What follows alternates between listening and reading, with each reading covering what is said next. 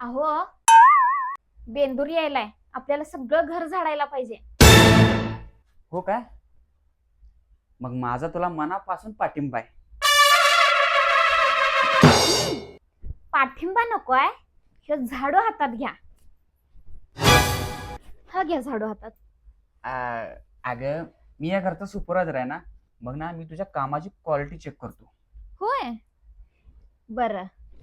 साहेब, आज मी सुपरवायझर आणि तुम्ही कामगार. घ्या झाडू हातात. मला वाटायचं पहिला लग्नाच्या अगोदर आयुष्य बदलते. मग बदललं ना. पहिला हातात बॅट असायची, आता हा झाडू आहे. अजून बोला. आता हे पोचा पण तुमच्याकडेच देणार आहे. अगं